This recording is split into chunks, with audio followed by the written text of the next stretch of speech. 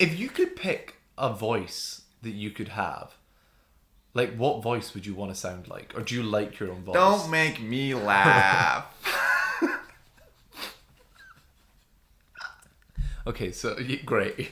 You want to sound like a niche Doctor Who character. Specifically the Locke's character. Lovely.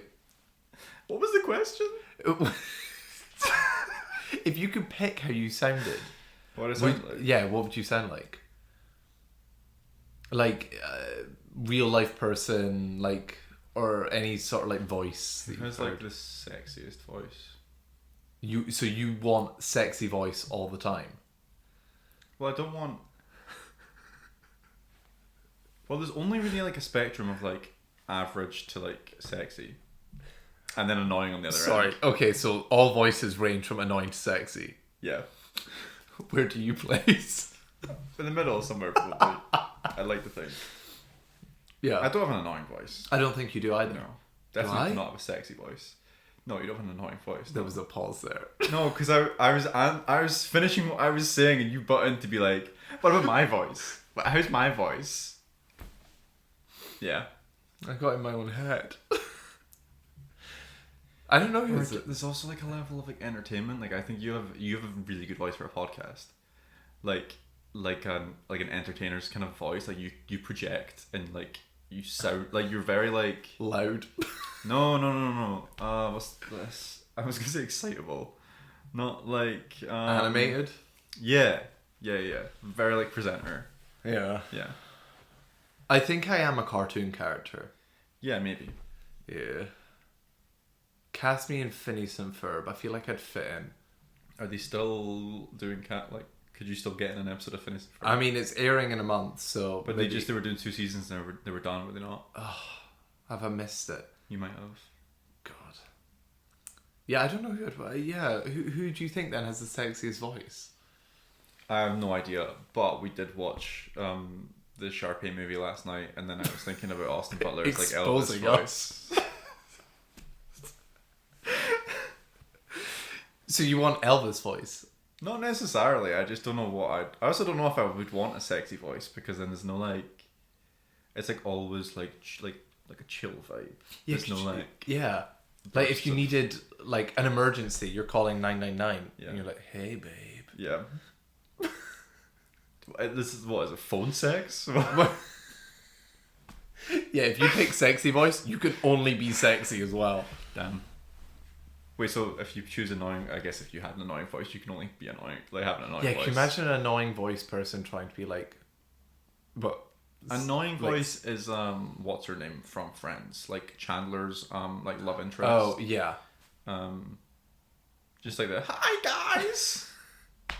That's not what she sounds like. Hey, but you know what? Some people might find that sexy. So if they're wired wrong. Yep. Welcome back to Plot to Go. Episode number 20. Why do I always fuck up on that? It's 20. Yeah, it's 20. Well, I was excited about getting to episode 20. Yeah, because what? This is now we're now in like I don't know if it's here or like the next episode being the top like 1% of people that have got past look at that a certain number of episodes of podcasts. So take that, fucking all the podcasts that. Let's go. We're part of the top 1%. Wow, we are the 1%. Welcome to the 1%ers podcast. I'm Jack. I'm Owen. And this week on the 1%ers podcast, we're going to be talking about tariffs. Are we going to talk about tariffs? No, we are not. I mean, technically we could, because they're now impacting film and TV, but let's not. Epic. No. This week we're going to talk about primarily Andor, because it's just so good. We have refrained from saying like anything to each other as well about the show. Yeah, which is crazy. Went up a big hill yesterday and just stood and chatted, and Andor came up, and then we had to quickly veer away from it. Yeah. I think we spoke about stuff that like we'd already spoken about. I think we touched on like maybe like episodes 4 to 6 or something. Yeah. But we didn't delve into anything new. Anytime it got closer, we were like, no. No. And the latest Doctor Who episode, which funnily enough, I was looking through the analytics because we timestamp our episodes, so if you want to just jump about, you can. The Doctor Who parts, high listenership. Also, So people are coming for the Doctor Who stuff. my people are finding me. The Whovians. Yeah. And also, I will briefly touch on the Wedding Banquet. I went and saw the Wedding Banquet. Don't have much to say, but we'll touch on that. Should I just start with that? Yeah, me as well. Great. I took myself to see the Wedding Banquet. You took yourself. I took myself. I mean, I did take myself. I bought myself a ticket. I'm just a boy with a dream. Yeah, to see the Wedding Banquet. I did want to see that movie that I said last week with Pedro Pascal and Walton Goggins. Yeah. Couldn't find it anywhere. That's That's two Pedro Pascal movies that we've now spoken about that like just have not been like distributed. Are we gonna have a quick UK distribution rant for this No, episode? I've nipped it in the bud. That's it. Okay. The Wedding Banquet is a remake of a movie that was made in 1993 by Ang Lee. I'm assuming that movie, I haven't seen it, but I'm assuming that movie's like not queer, and this is like a queer retelling of that. It is directed by Andrew Ahn, who made Fire Island, which I highly, highly recommend. Great rom-com that came out 2023? 2022. And it's a queer retelling of Pride and Prejudice. But like, you don't need to know Pride and Prejudice to like enjoy that movie. Same with this. I don't think you need to have seen the original Wedding Banquet. The movie follows a man whose name is Chris, who's like scared of commitment with his boyfriend of 5 years. Whoa. Crazy, yeah. Commitment as in like want to get married. Yeah, but other areas of his life as well. Like he's just scared of like, he's like scared of commitment in all areas of his life. Okay. Like making a decision that will set his life on a like different course. He's not finished his dissertation because he doesn't want that to end. So he's like doing little jobs in the meantime. Like he's a bird watcher, does like bird watching tours. Oh, okay. I was a little confused as to how he was making money, and then they pull away and there was other people there. I was like, oh, okay. That makes sense. But one day, his boyfriend Min, he is like from a rich family, and his family tells him that he has to take over the like family company, even though his passion is like fashion design. And he says no to them. So he has to figure out a way to stay in America because he's Korean. And the way that he does that, because his family's not going to pay for his visa anymore, the way that he does that is he proposes to Chris. And Chris views this as just a green card marriage, a marriage of convenience. So he says no to him. But there's like deeper issues there about him just being like scared of commitment. So Min hatches a plan. He proposes a green card marriage with their friend Angela, who's part of a lesbian couple, and he will pay for their expensive IVF if she marries him. Right.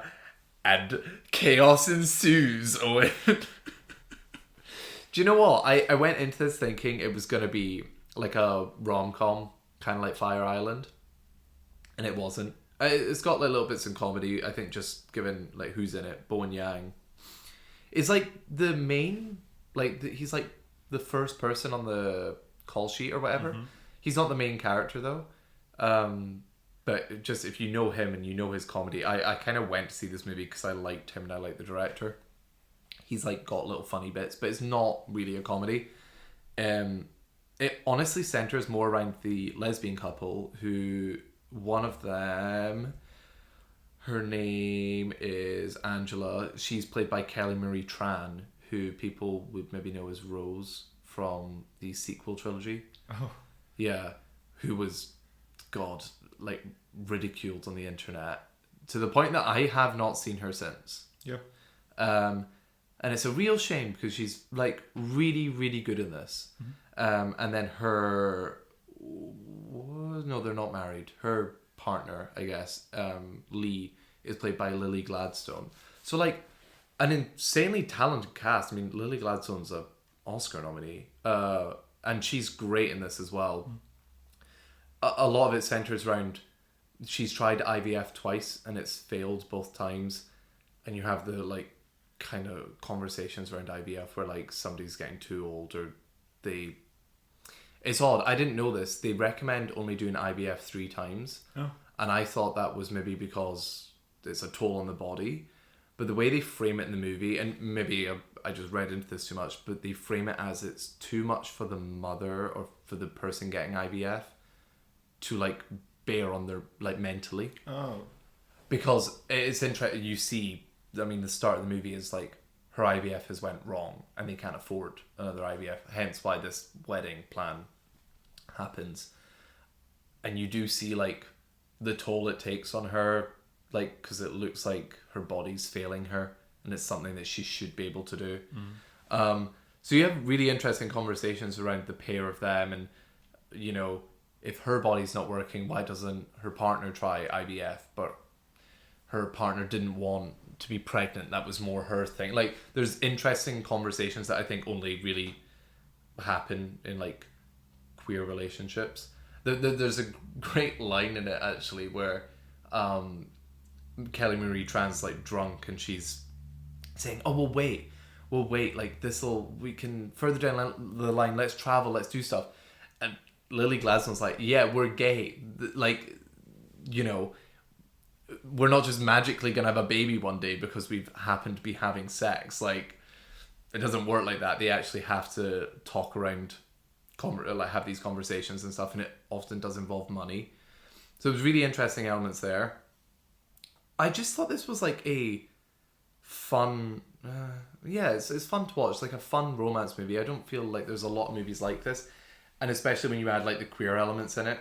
I don't know how many movies you can point to that are like this. There's little bits that didn't really work for me. I think some of the acting is kind of stilted, sadly. I think that kind of arises when it's trying to like be a little bit more comedic. So they're better at the drama than they are at the comedy.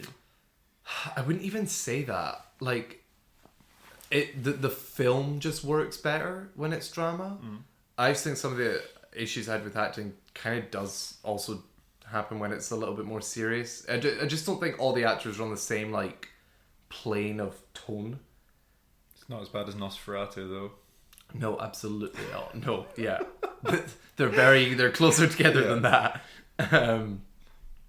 But the thing that I really liked about this, and it's the same with Andrew Ann's previous movie, I don't know if it's the same cinematographer, I don't know, but I told you, it's like shot in one of my favourite aspect ratios, which is like slight letterboxing in the sides, like left, right, instead of up, down.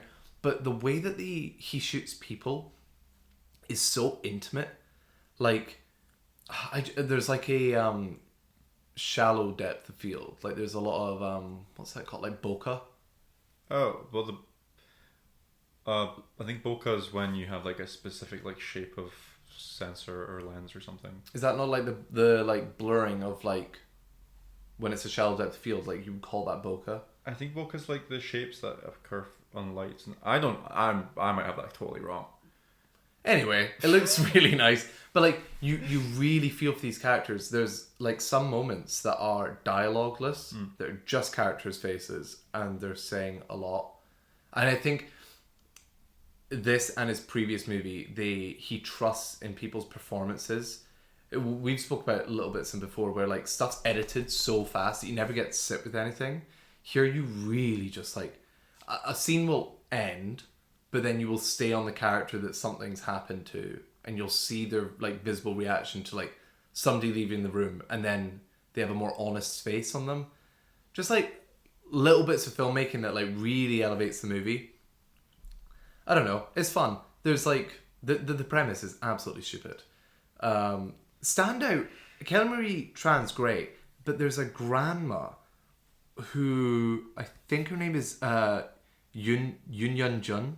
Then you see enough of for it to be standout. Yeah, so, well, the rich Min's parents have passed away, so his grandma and grandfather are in charge of the company, and the whole like shtick of the movie is they're gonna go get married, but they were just gonna like go to a town hall or whatever, but the grandma flies over from Korea, and they have to do a wedding, like a big wedding. But maybe that's a spoiler for the movie. There's just intimate conversations that Min has with his grandma of like acceptance and there's odd parallels to like somebody being forced into a marriage that they don't love a person when it's a straight relationship, and then also like someone hiding themselves and forcing themselves into a straight relationship even though they're like queer. That like people aren't that different. Straight people and queer people can experience the same things. Shocker. Like whoa, but like the way that this film went about it was really lovely. So if you like romance and little funny bits and bobs, I would recommend this movie. It's sad. I think there's other stuff in the cinema right now. The people only have so much money and time and stuff that I'm like, this is a really nice like sit with a pizza in the house kind of movie. Right. Just when like Sinners and stuff. I keep thinking Sinners is in the cinema. Yeah. So notification. Ding dong. Time to go to the next segment. Which one? What are we gonna tackle? Probably Doctor Who, because we just watched it, and I think we'll yap about Andor for a while. I agree, Owen. I agree.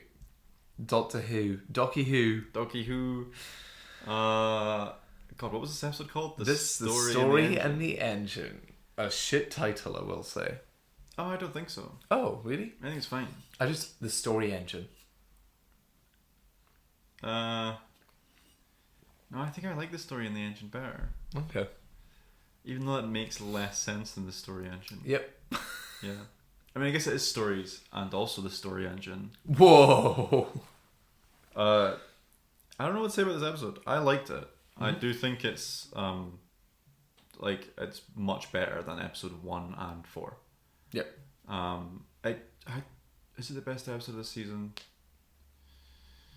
It just felt very Doctor Who again. Like in the same way that Rogue last season felt like Doctor Who again. It like has the like cheesy villain but you like feel for him, sort of towards the end, or at least they try, and you have the Doctor being the Doctor, like actually trying to save everyone.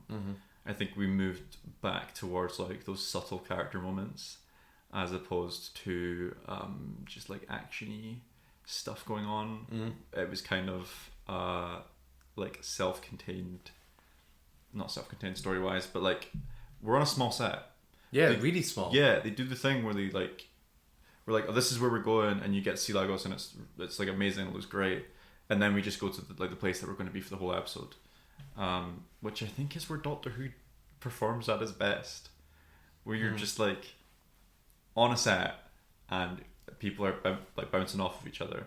I don't think the dialogue was all that, but I do think it was hurt people, Owen. I like that.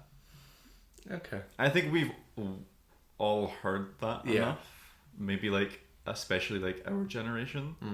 But like, imagine a kid watching that show and like hearing hurt people. Fair. Yeah.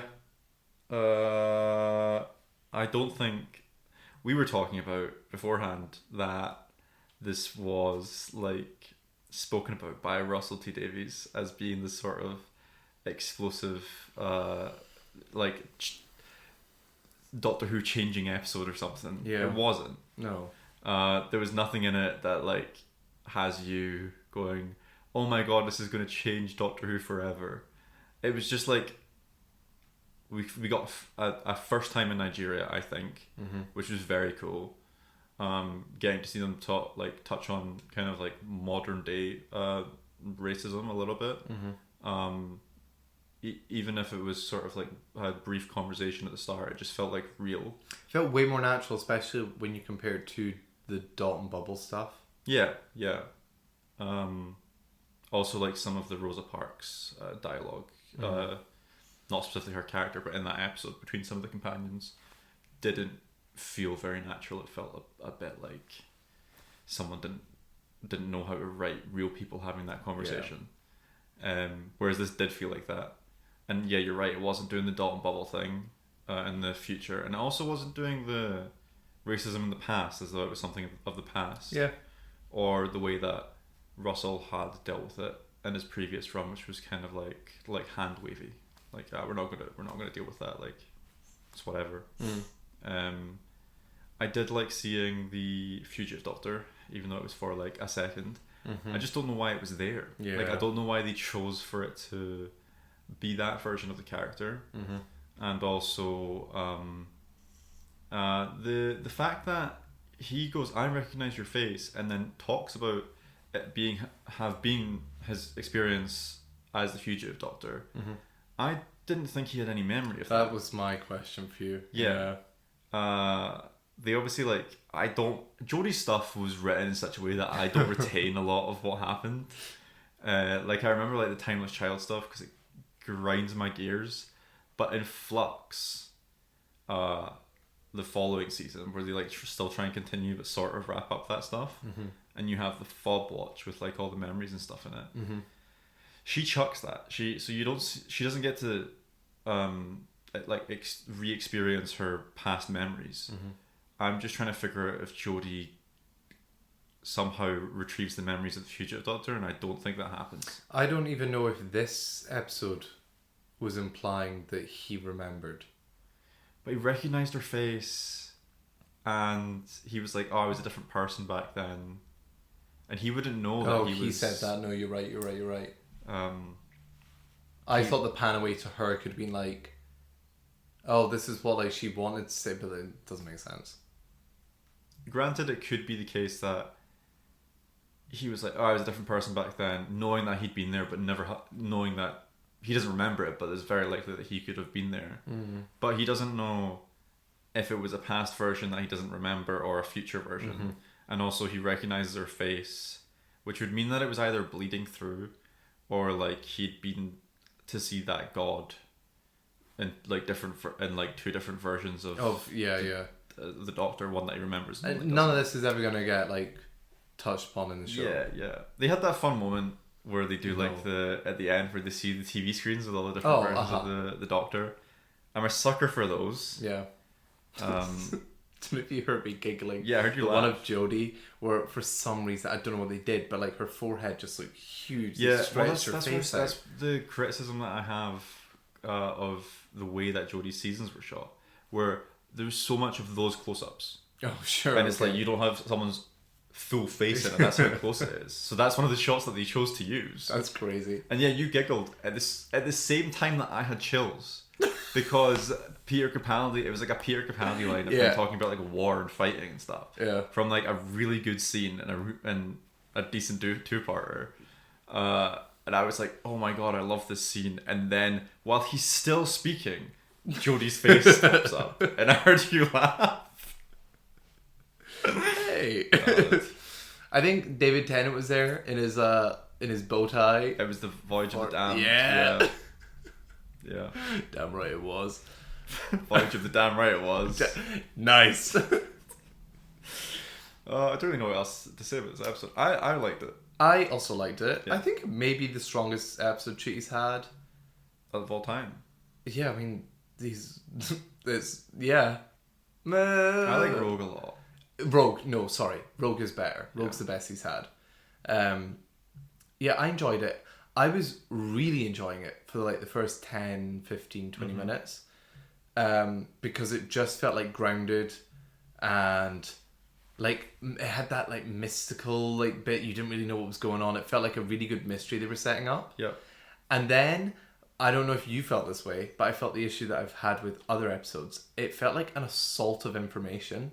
Yeah. There was a point where I got lost as to not only what exactly was going on, but the character motivations. Because the Doctor falls out with the barber, and he's like, "Yes, I trusted you" and stuff. But the barber never like invited this man in. As far as I'm aware, invited the other barber in to then get the Doctor in. Like he never set this up. I also was confused. It just happened. Yeah. And then the Doctor gets angry. And the only reason that happens is so the Doctor can see outside of the barber shop and see the spider. And then picking up on that, I like that it's sci-fi and that there's like some sort of sci-fi element to it that's silly. They straight up But- laugh at the god stuff. The what? They laugh at the god stuff, Oh yeah. which is really funny. Yeah. But it got so convoluted so quickly. Like, he was a human that was then recruited by all the gods, and he made a little web thing small, and that grew and grew and grew. And where did that grow? Where are they? How are they in two places at once? Where did the spider come from? Like, none of it really makes sense. Again, like loose writing. Yeah. Because when they escape at the end, the spider starts to chase them through the portal. Yeah. But the thing is on the back of the spider, so there's no way for the spider to come up. To go through it, yeah. It's like the snake eating its own tail. Yeah. It was weird. Like, I feel like it's the same with the well episode. I kind of write off the, like, this doesn't really make sense and stuff because I like where it's getting story-wise, but I just wish it was tighter. Yeah. That's just been a criticism throughout all of Chewie's stuff, I feel like. Yeah. I thought the best part of that episode was seeing a little bit more of Belinda, him telling her story. Not even that. Like that. Yeah, that was top tier actually, because you just got to see her like. It just felt again grounded is a great word. Like it just felt grounded. Like you get to see like her little section of just being human. Mm-hmm. Also, when she shows up, and you're obviously like rolling your eyes at the hurt people thing. Yeah. Like she said that line, and I was like, "Where's Belinda been this whole fucking episode?" Oh no! See. I rolled my eyes, whatever, but she delivered it, and I actually had to stop myself and be like, but she's a normal person. Yeah. The way that she delivered that kind of just feels natural for her. Uh-huh. I think she's stellar. I think she's the standout of, like, all of Chuti's stuff. I actually think so too. Yeah. Because like in that scene, she says that thing, and I'm just like, I think I'm sitting there thinking this kind of like shouldn't work. The way that the whole scene feels, it feels very Doctor Who delivery, and then she comes in and she feels very real. Yeah. And even like the bit where she was by herself in Lagos and like tripping over stuff and whatever, I actually thought she was going to get arrested, and then there was going to be like two planes of story, and I was actually really excited to see like her on her own trying to like get out of stuff. yeah.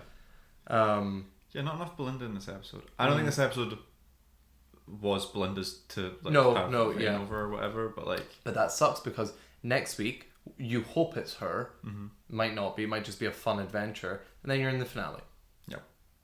Like, and we're so worried about the state of this show and if it's going to continue. It would be nice, say if this show ends up on like a hiatus again for however long. It would be nice if she got to stay on with the next Doctor for a season. Yeah. Just so that we get more of her character, because I'm liking her a lot. Same. And I'm scared she's going to go. Yeah. It sucks because like previously if Companions had one season, wasn't that big a deal, because it's basically double, because we've had our Ruby episode this season, so it's 7 episodes that Belinda really gets, so basically double previous Companions got. So, what did you think? Do you think Russell has set up so many things that are not getting answered? Do you think we're ever going to get an answer to why Belinda saw a child? Yeah. You do? I actually do think that. Okay. Yeah, really weird. I'm interested to see how they're going to connect that up to things. Yeah. Because normally when they have like weird... So they have like Mrs. Flood just now. Mm-hmm. It's very on the nose. Hi Belinda, just picking up my pills. Yeah, actually one of the better... I liked it. I really liked it. It's quite funny actually. Yeah.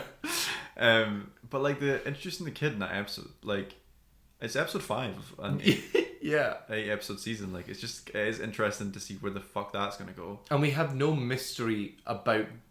But well, actually, sorry, we do. We have her whole ancestor, but that hasn't been touched upon since episode 1. Yeah. Do you think that was just them to acknowledge? They were just acknowledging that there was the actress did 2 No, things? because they did that with Capaldi. Yeah, and that is explained at that point. I know, but it was a different era of Doctor Who where things just made sense. Was it not? It's what there was a companion that was in the show before they were the companion. Karen Gillan. Yes. Oh, and Freema Agement. Oh yeah, and they do explain her. Do they explain Karen Gillan? Oh, fucking Anda, the person that plays Gwen Cooper in Torchwood.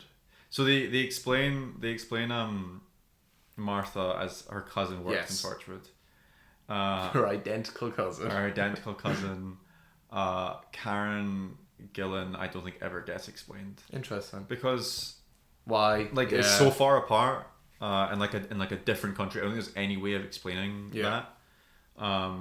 When it came to Gwen Cooper in Torchwood, so she was the maid in like Christopher Eccleston's third episode, the Charles Dickens episode. And then she's like the main other person that's not John Barrowman in the Torchwood show. So when they have that crossover in Stolen Earth, where all the TVs are like on the TARDIS screen, and they're all the different screens of the different companions, and they're all speaking to each other. David Tennant literally asks like, "Oh, like, do you have a long like running family, like long ancestry in Cardiff?" She's like, "Yeah, we've been here since like a couple hundred years ago or whatever." And then they make like a comment about the fact that they look the same, like just stuff like that. The Capaldi one, they connect, but Capaldi's been in the Doctor Who universe 3 times, because he's a politician in the Torchwood season 3. So yeah, he's that's so like, funny. There's only so many times you can explain that person showing up. I don't know who else they've used, like loads. But you think that because they have brought this... No, he said in like interviews and stuff that it will be explained. It's not just like I do really hope they explain it. Something. Would they do it? They would do it by the end of season 2, right? Hopefully, unless people are right and it is just like some conspiracy about the show like stopping because that's what the whole season is like based on. That's what like Mrs. Flood is saying. So weird. I don't.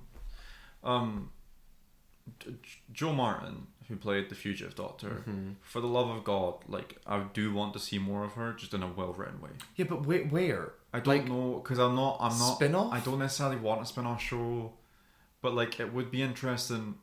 It would be interesting if they just went all in, because the Timeless Child does exist now, like that plot line.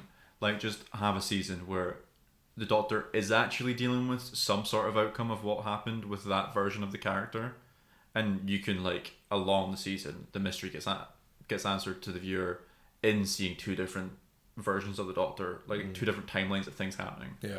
And maybe they can come together and cross paths at different point. I don't know. That's a cool basis for a season. Yeah, like a whole season alternate. Arc. Oh, alternate episodes. That'd be interesting. And it culminates. Yeah. Just like I do think the show, for all I like don't particularly love Chris Chibnall's writing or whatever, having a 6-episode season that is like an overarching story. Yeah. Interesting concept that the show had never bothered to deal with before in New Who. A lot of comments on our TikTok. Follow our TikTok, by the way. We're talking about there being no room for 2-parters. Yeah. Like the seasons... I forgot that they did that. Same. I was like, fuck, yeah. And you drum up this like hype you get to extend and like not speed through a story, play it like a movie. Yeah, and I was talking to you about how like we used to get like mid-season finales or like mid-season highs that would normally tie into the finale in some sort of way, or sometimes would, or you get like a connecting story in the middle that you just would have no idea that would affect like later on in the season. So you'd have like the season 2 like 2-parter with the Cyberman, and then they were back, and then like I didn't even think about this till now. You get like a one-off Dalek episode in season 1, and you probably think that's all there's going to be. And then the finale ends with the Daleks. I'm worried that the way that they've set up this finale, it's going to be similar to the first season of Chuty's Era, where it's like not connected. Unit again, and we're back there, and all those characters, and I feel like it has to be, Yeah. Because I was just trying to think, like season 2, there's not really any connective tissue between all of the episodes, but probably the Ruby Sunday one is the start of whatever plot line they're going for. Yeah, I said to you I was worried that they were going to do like the sandbox thing where they like bring together all the villains at the end, which I don't think they'll do. And also like given this episode, I don't think the barber man is now like a good person by the end of this episode. But like previous to that, I was worried that like nobody had nobody had died, and we just like lost people. So like the end of episode 1 with the touching of the certificates, and then he like blows up or whatever.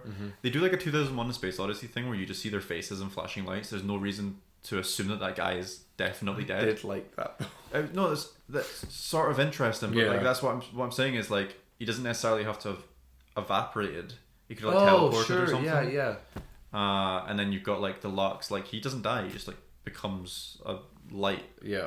And then the thing escapes, and then Conrad has definitely escaped at the end of episode 4, so there's no reason to believe that like like Mrs. Flood has brought all these people together. Yeah. Which I really do not want to happen. Oh no, that sounds awful. Yeah. I do think Conrad will return. Yeah. No hype levels. How are we feeling about the show? Not hyped, but not satisfied either, but just like kind of comforted in the fact that it's not been complete shit.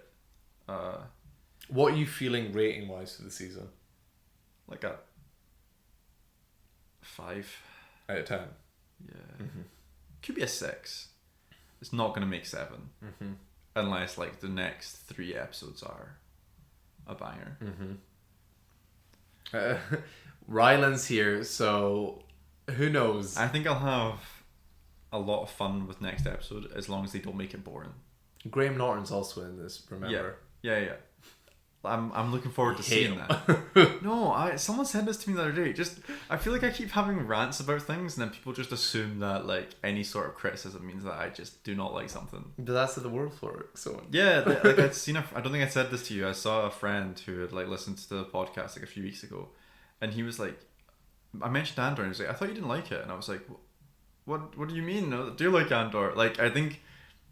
Like sometimes I'm not expressing exactly how I feel about something. Oh, I don't think you came across as negative on that. That's so funny. Yeah.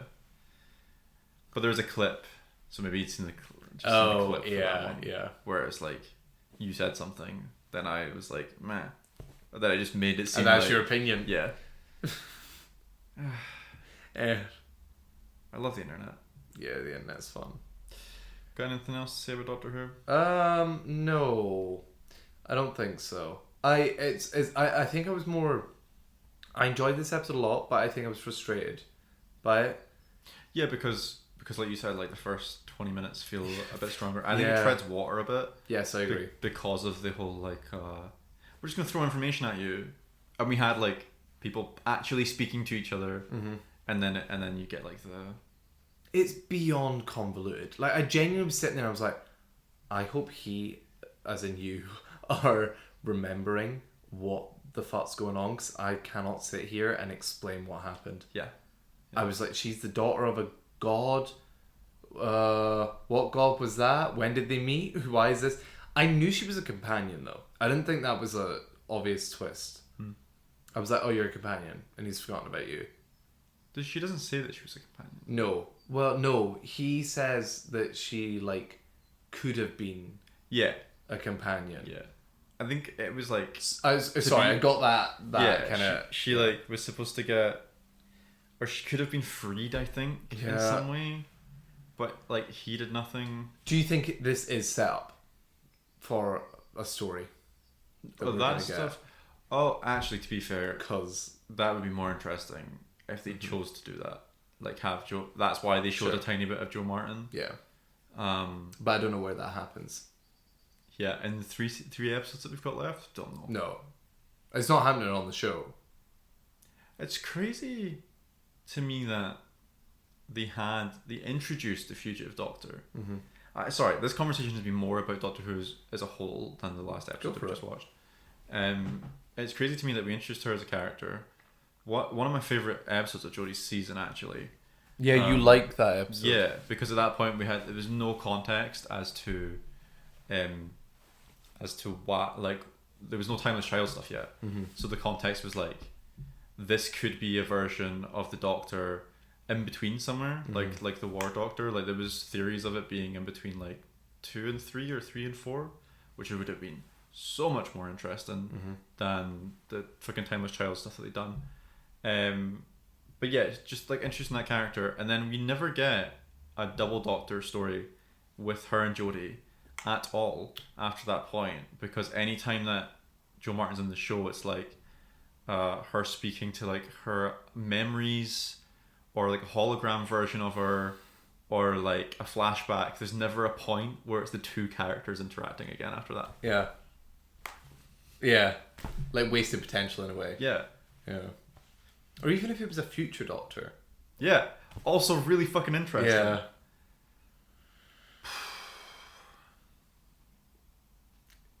Do you know what? It's not awful though. The show's not awful. No, not at all. So I'm enjoying it. yeah. But every week I worry. Yeah. I just wait. As long as they keep doing like normal fun episodes and they don't try to tackle a big society issue. Yeah. Because You're in the clear. Underneath. You can do this episode. Metaphor? This episode Yeah. touched on racism at the start, and then It was probably a little bit more heavy-handed than previous, but it was a lot more subtle than it's been. because like the whole thing is like him being comfortable, like being around people that are like similar to him. Yes. And like that's like show and don't tell. Like you just get to see it. Like he talks about like loving being in the barbershop. Yeah. And both before and while he's there, he's like, this is like a safe space for me. Like we get all of that without them just kind of like having it, like shoving it down your throat. Yeah. Yeah. So I don't know what point was there. I'm just worried. Yeah. Well, don't worry. Next week will just be ridiculous. So I'm looking forward to that. So am I. I hope it is ridiculous. Yeah, I mean, it also looked like they're gonna have to use a lot of CGI. Yeah. It's just kind of a little bit concerning. The spider looked really good in the episode. We said. Mm-hmm. The opening was really funny.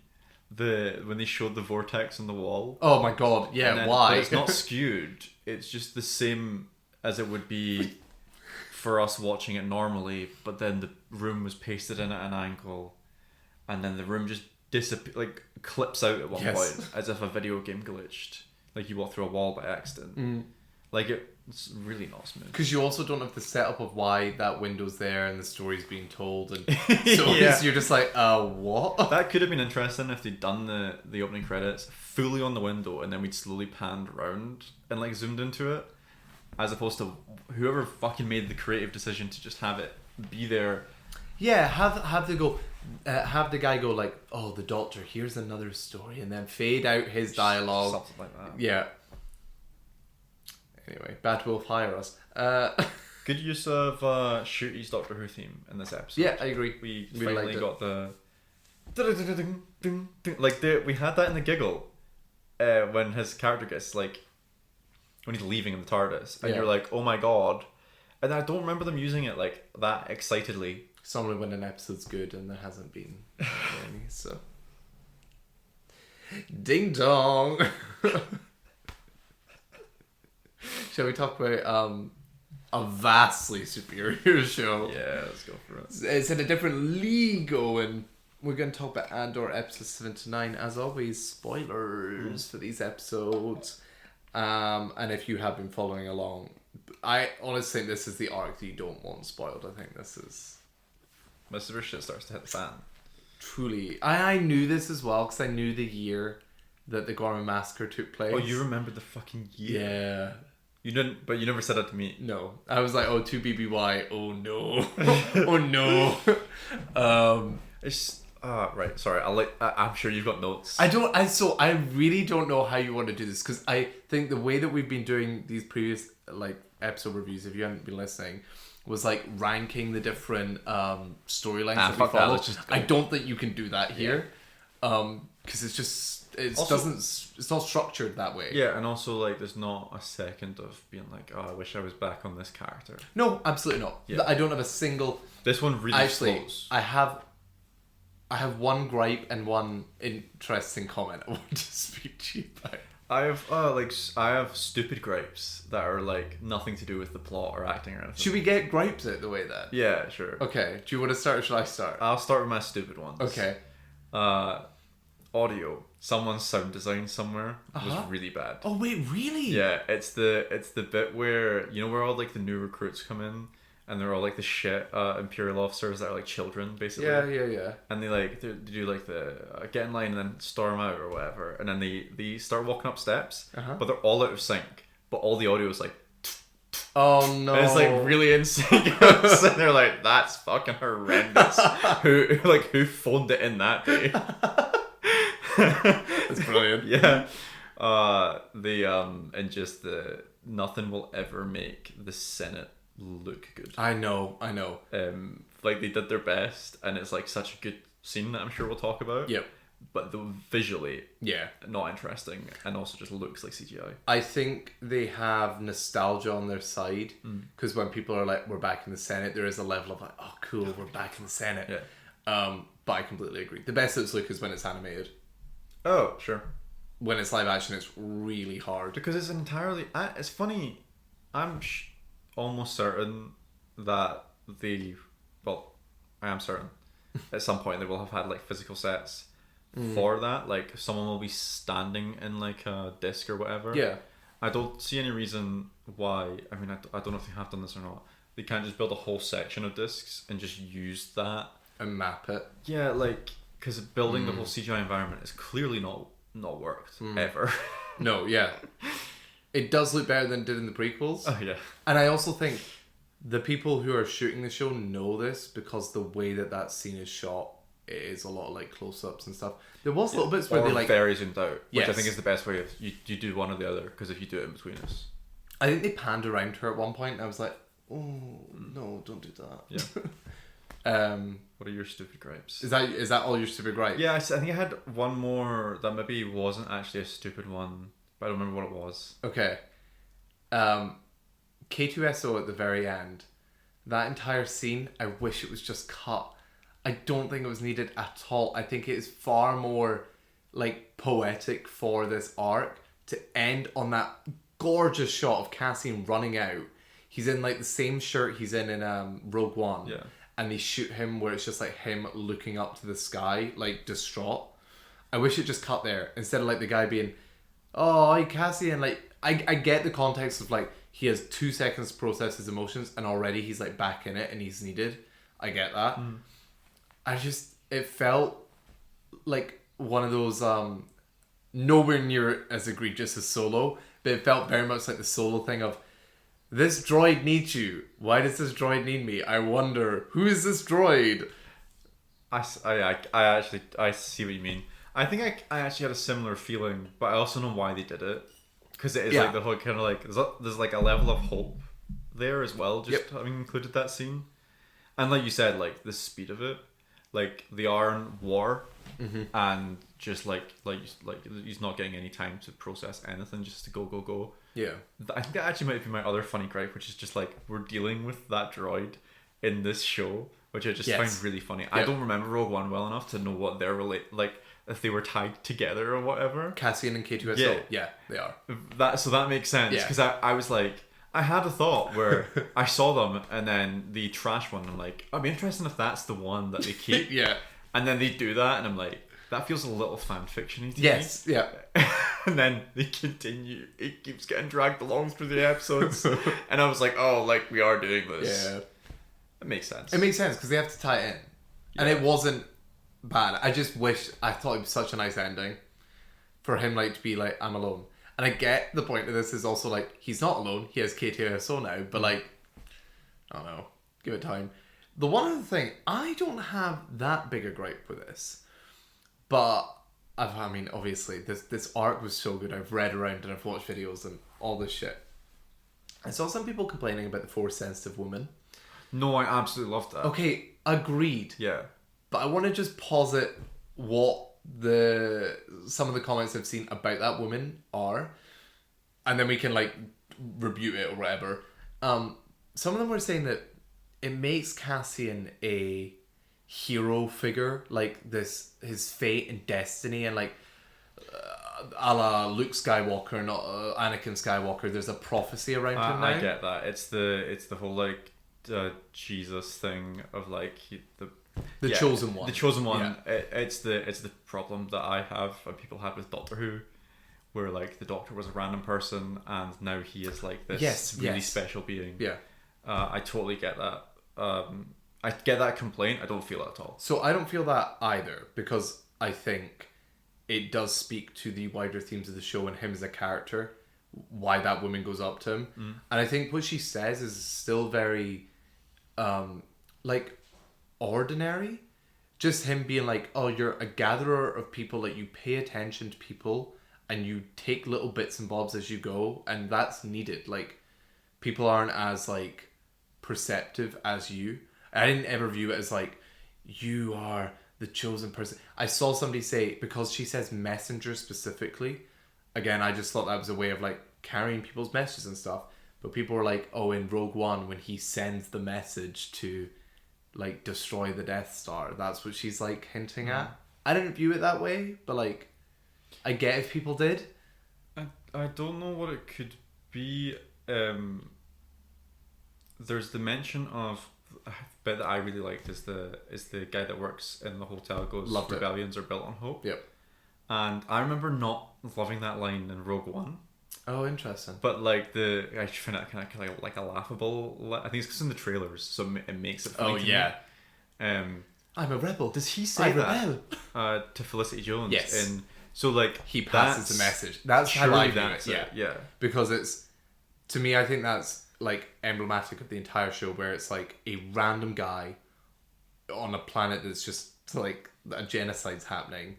He just says a random thing to Cassian, a guy that you met like twice, and Cassian, that had such an impact on him that he passed that on to somebody else that spreads its way throughout the entire rebellion. Like, it's just cool that this character who's like whatever works at a hotel actually had a lasting impact on like all of these people, and he didn't have to have a fucking like light sword, and like he's not a big hero and he's not a pilot. Like, somebody on a planet had an impact.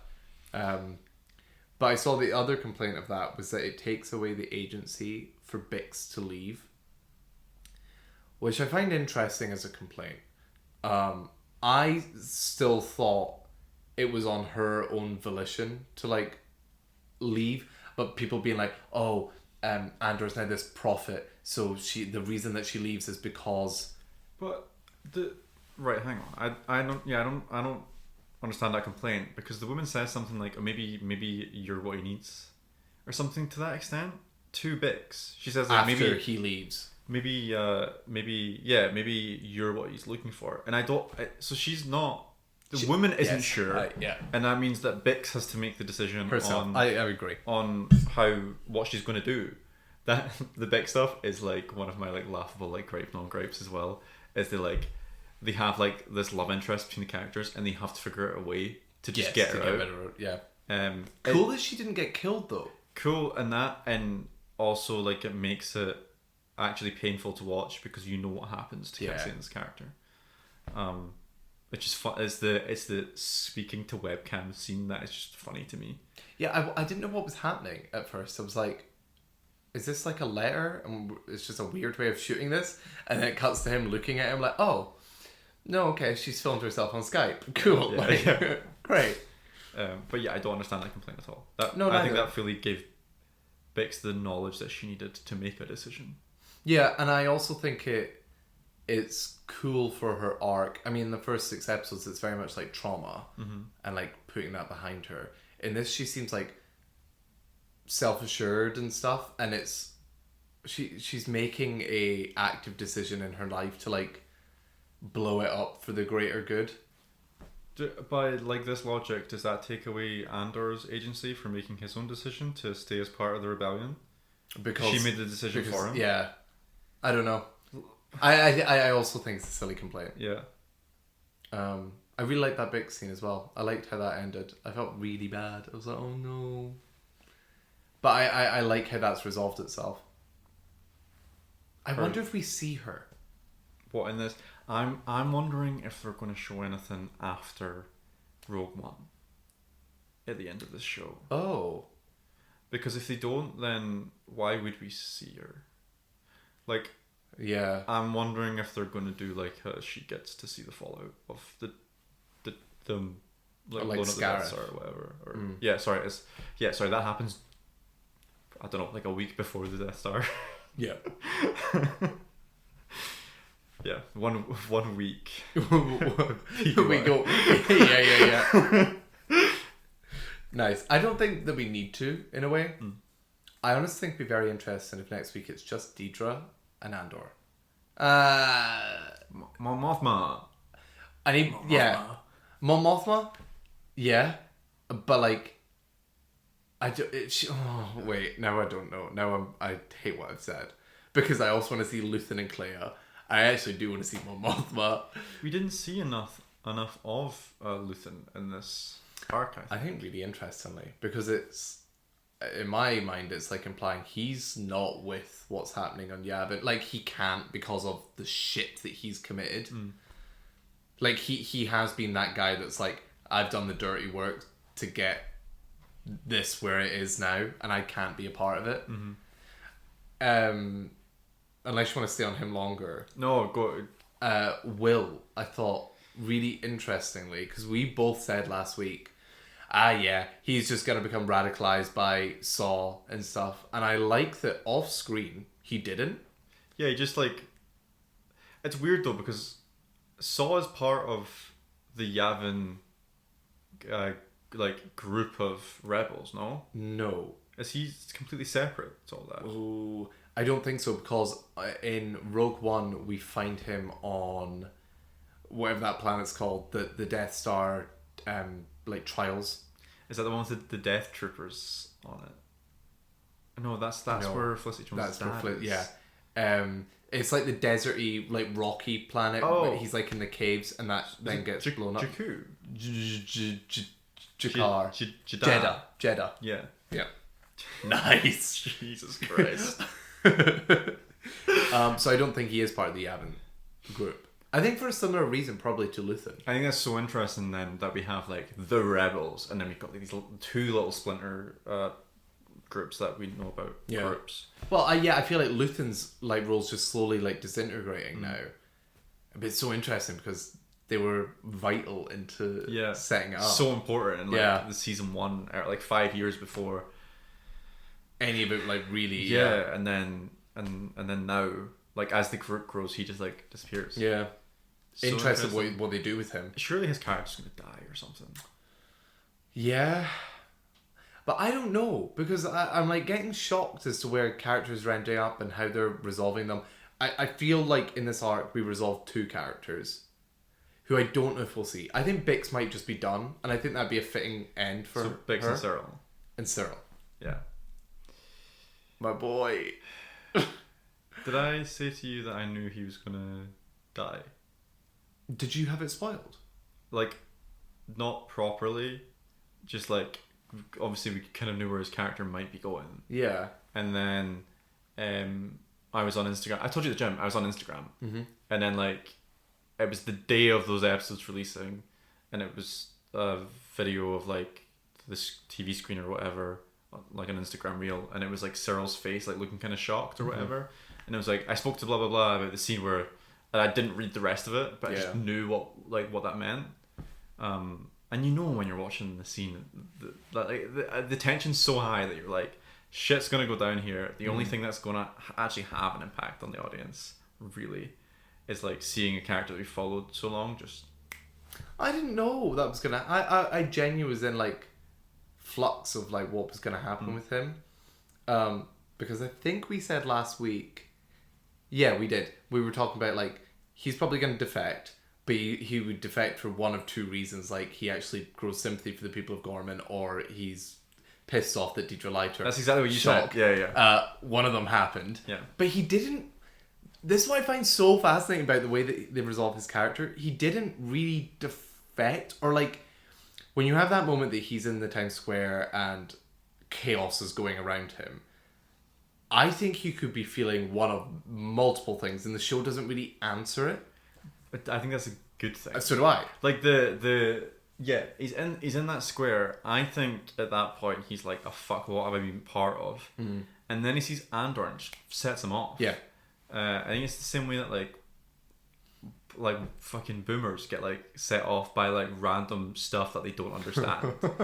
like if you find like a right wing person that doesn't like trans people and you mention a trans person, they'll go off on one. Yeah. It's the same thing where like there's just a shortcut in his brain where he sees Andor and like that's it. Yeah. I think everything else went out the window. It's a trigger. Yeah.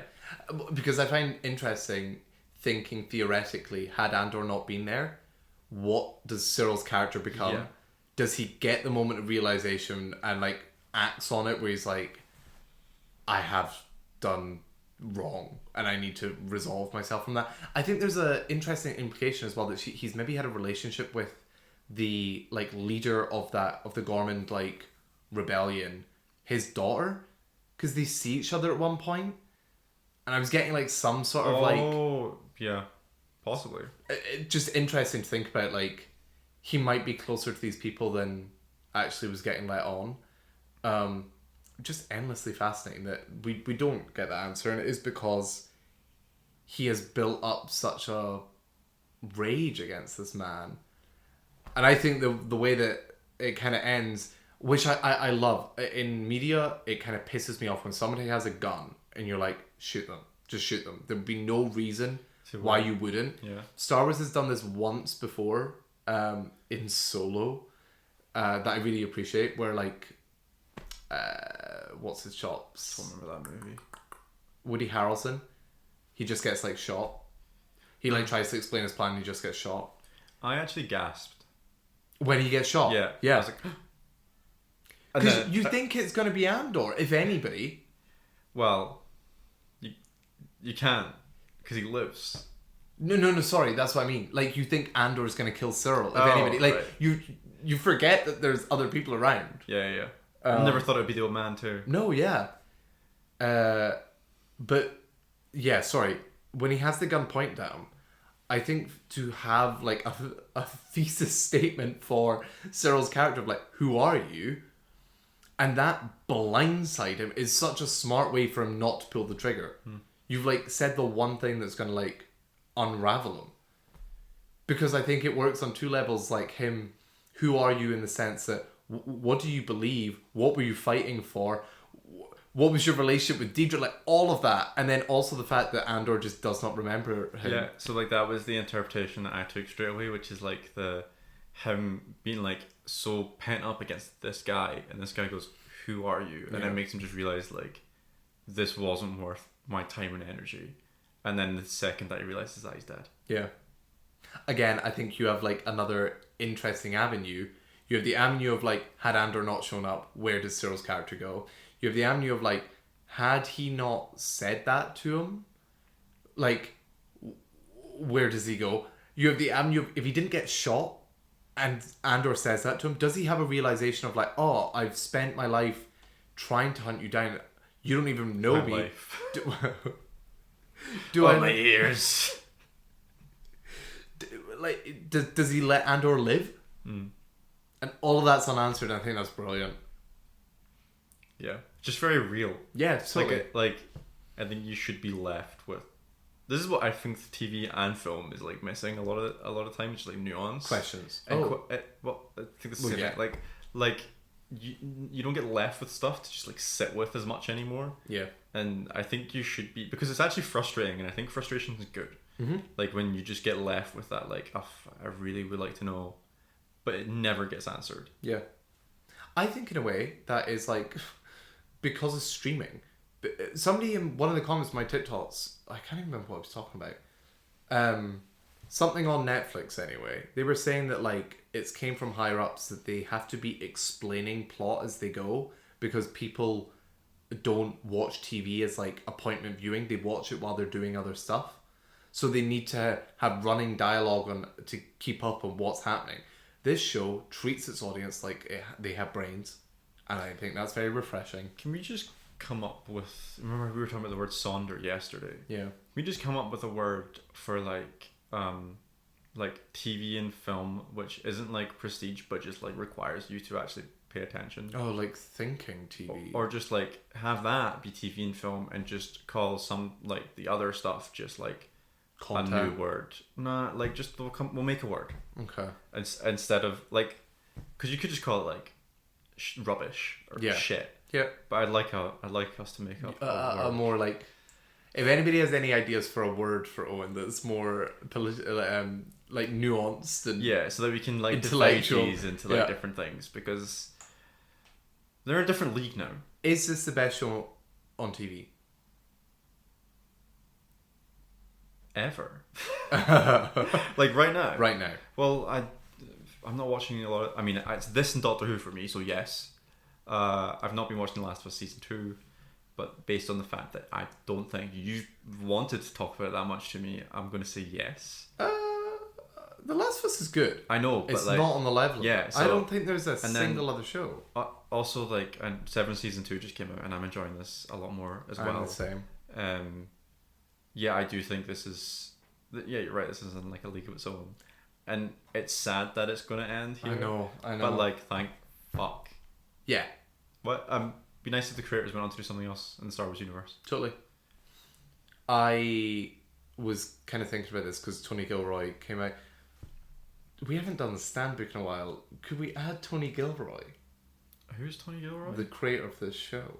No, because it needs to be like. Wait, what else has he done? I don't know actually. So we can't add it to So the sorry. Stand book. When I was gonna finish Andor, I was like, I'm looking up what this man has written because. No, it's like the Bourne movies and stuff. Hey, the Bourne movies are good. I've not seen them, and no, I'm not allowing it. Okay. Well. No. Oh, what Genevieve O'Reilly. Well, here's the thing. I thought that's what you were going to say, and I want to back that, but also, like, what else have I seen her in? I don't know, but I think she deserves it for Mon alone. Come on now. I don't want to have to, like, veto your decision twice, and I've not seen her in the Tin Star. I'm assuming that was good. She's in that. I don't know her from anything else. I mean, I've seen her TikToks where she's talking about Andor, and I think, wow. Okay, yeah, let's put her in Stand. I saw that too. Can we talk about her? Mm-hmm. I think she might have made Mon Mothma like my favorite character in Star Wars. I agree. I remember you there. I think she has the best performance in Star Wars, which is nuts. Yeah. But like, I can't see anybody else that's like doing it like she is. So like, I know, like, I had like my defense of like one of our TikToks where I was like, the whole conversation around the rebellion in that first arc with Andor was that it's like split. Mm-hmm. And there's like different sides to things, and like you were saying that could be reflective of like how the left are like in off split or whatever nowadays, and we can't come together to push against like all the nonsense on the far right. And my point was like rebellions have always been split through history and everything. That can also be applied to the speech that Mon Mothma had, but I think this one speech specifically is the one that like touches so close to home. Oh my right god, now. it's scary. And it is like quite specific. Yeah, because it's not just about viewpoints and things. She talks about truth dying, and whilst you can compare that to propaganda in the past, we're in this weird point in history where we have all of the information that truth should just be there. Like we should know what the truth is, but we don't, because there's misinformation, disinformation, just constantly. And that is like reflective of what's happening in that show and real life. It's crazy. And she says something like we're beholden to like whichever monster screams the loudest. Yeah. Oh. I wonder what that sounds like. And that monster's name is... Fully thought she was just going to go Trump. Oh, sorry. No, her speech is fantastic. If anybody's seen Rebels, there's an episode of Rebels called Secret Cargo. It's episode 18 of season 3, I think. It is. Yeah. How do you know that? Because you put it on your freaking Oh, story. sorry. Dude. Now I know when it's coming. Look forward to that. In that episode, though, I mean, this not spoiling that episode because they say it in this arc. Something I loved as well. Andor returns, and that guy from Sex Education, the dad, randomly, is like, oh hey, by the way, he was the guy who was pissed off that he left. It's kind of like, oh, okay, you saved her. Like, I'll let you off. But he's like, Gold Squad are gonna come in with her. She's gonna make a speech and stuff. You're right with that, basically. Like, you're gonna be, people are never gonna know that you were there Is that why they had to do that? Is because they did it in Rebels? Yeah. That's crazy. Yeah, I know. I did wonder. So I think it ties so perfectly into this show, though. Yeah. Like, the spy who did some nasty ass shit. He straight up killed people. I mean, Mon's reaction as well when he kills people, great. He did not go about that in this, like, justice rebellion way. No, it was just like, get the dirty work done. So it's interesting because that's propaganda spreading throughout the rebellion, kind of in the same way that like Katniss is in like the Hunger Games. It's the same sort of political commentary. Like, we need figureheads and we need people to believe in this cause and that it's just and righteous, even though there was a man there doing the dirty work to like make sure it actually happened. Yeah. But in that show, Mon Mothma, you see part of her speech, and as far as I can tell, it's not the speech that was made in the Senate, because that speech gets cut off. And the speech that's made, she's in like different outfit and stuff. I think it's made like when she's in the safe house, or like her on a ship or something after she's left. Mm-hmm. And then the rebels come in. I don't know what my point to any of this was. You were just saying that it's really well connected. Oh, and sorry, explaining yes. it for someone like me that doesn't know why that happened. Spoilers for episode 18 of Rebel. I mean, it really isn't. But like, she leaves on that ship. And then they can the rebels have to then retrieve her. So, and the rebels in Gold Squad take her to Yavin. She leaves on what ship? Gold Squad. No, but you said she leaves on a ship and then they retrieve her. So, Gold Squad leave. Their ship's attacked. So she is... This is what's interesting to me, is that she was chased on Coruscant. They do chase her off planet. Right. And they get her. We just never see that in this show. You see that in Rebels. Yeah. And then the Rebels group, the Ghost Squad... Save her. Of course. And they take her with Gold Squad to... yeah. I did wonder, like, even though it is so subtle, I did wonder if there was something that they were having to work around in that scene. Yeah. And now that's explained for me, so that's lovely. And it's interesting as well, because she makes a speech in that episode, and people were like theorizing, is this going to get like retroactively redone, or it doesn't feel like Tony Gilroy's writing. It's still a good part of the speech, it's not bad, but it's not the speech that we saw, which feels so in line with the show, calling out like genocide. Yeah, it's like very now. Yeah.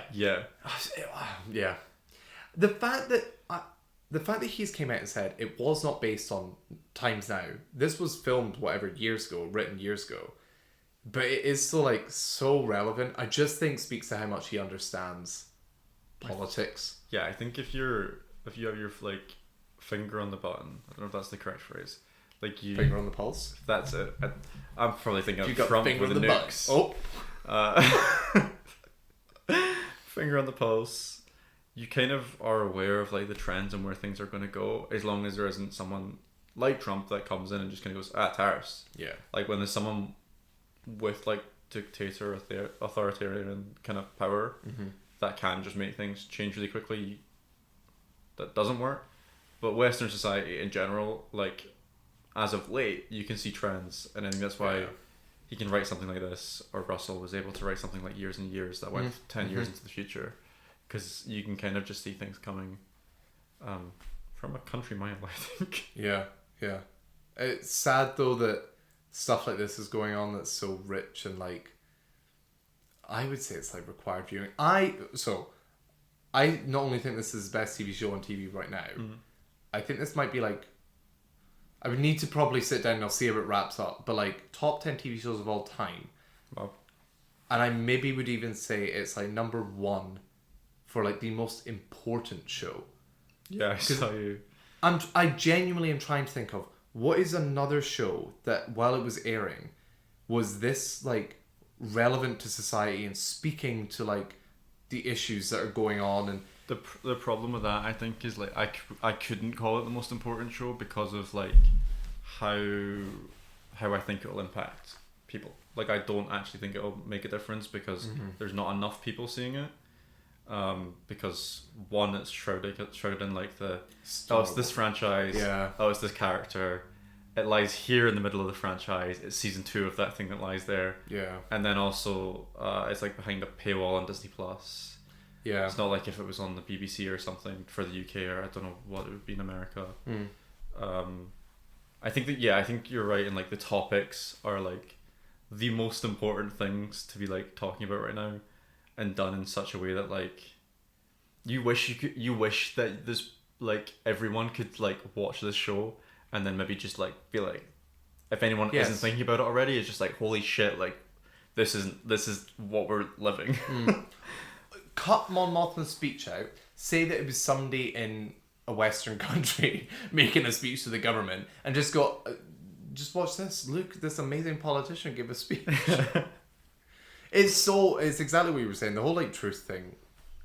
When it got to that point in her speech, I was like, yeah, man. I had chills when I was watching that. Yeah.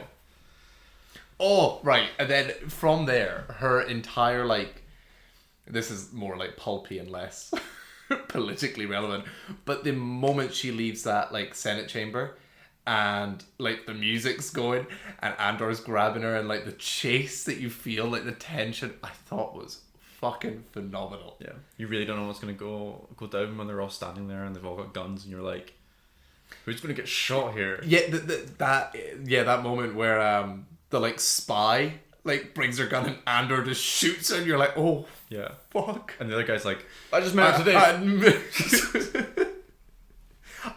The bit that got me was, I thought, if in the moment I felt actually dumb for thinking this, because they show the driver and they show a shot and he has a gun. I feel like it was implying, oh, he was going to shoot her and kill her. But I thought when he was running up to save her, he was listening to her speech. Sorry, I think it was dumb, but I think I'm justified in this like political ambiguity of that man. I know what you're gonna say. Like, he's running up and I was like, did he actually have a change of heart? He could have had the intention to help. Yeah. Because then you think he is going to help. Bang. It's the same thing. It's with Cyril. Weird. Yeah. I saw somebody comment about that somewhere Really? as well, I think. Yeah. Because you have that. It's because they cut to him when she's doing the speech. Yeah. And he has that look in his face like, oh, have I just been like lied to? Yeah. But you'll never know. And that's great. Yeah. You can have those questions. Not everything needs to be answered. Sorry. You have to do it in the right way. Not in the Russell way of like, here's a storyline that's going on. Yeah. It's characters and tensions don't have to be answered. Not fucking vital plot lines. Yeah. So silly. Should we talk a little bit? Who have we not talked about? Deidre, a little in these episodes. Yeah. Up there with Genevieve O'Reilly, I think, for just phenomenal performances. I just feel bad singling them out because I think Cyril, the person who plays Cyril, they're all. Andor. Go ahead. I was gonna move away from characters there. I thought I was just gonna you were starting on Deidre and I was gonna just fuck off somewhere else. I was also gonna derail a little. I was gonna say, because I forgot to say this, Tony Gilroy said that he views Andor as 8 movies, and that really helped my brain go, oh, this is why I think these characters are way more rich and way more interesting than like the majority of the Skywalker saga characters. Season 1 not 2 arcs though. Season No, 1 it's like 4. 4 and 4. Is it 2? You have Ferrex, the first arc of Ferrex. Is it still 12 episodes? Yeah. That's what, right. You have the heist. You have, I can't remember what the third one is. The heist ends like so cool. Like visually. Oh. Yeah. Everything in this show, visually. Yeah. I really, in my head, I really want to rewatch season 1 before Wednesday. A little bit. I think the CGI is less cared for in this season than it was in season 1. Oh, I'm not even thinking and I CGI. can't remember what it was in the That last set you 3 off. episodes because we talked about it last week, and then it reminded me of that conversation when I saw something. Is it buildings in Coruscant? I sometimes think when they're flying through. No. I think that was mostly fine. I do think when they go in like their like weird sleek taxis and go through Coruscant, it's always looked funny. It's the same thing as the Senate. Yeah. I just mean like specifically what stands out in my brain is the ISB place. Whenever like Deidre's boss is standing in that like white room, the like Empire room. Oh, so good. Yeah. I was gonna derail it to the like visual language of these episodes where there's it just looks like we're in episode 4 now, with them on Yavin, and everything they were wearing looks like they're in like their rebel gap now. Yeah. Like it's just a lot of like yellows and browns on their uniforms. And I just thought it was cool to feel like we are now in that same era. They're crossing into no, totally. Yeah. I mean, yeah, because Andor is in that same shirt. Yeah. Like, he looks like a rebel now. Yeah. He looks like closer to like Han Solo or something. yeah. Yeah.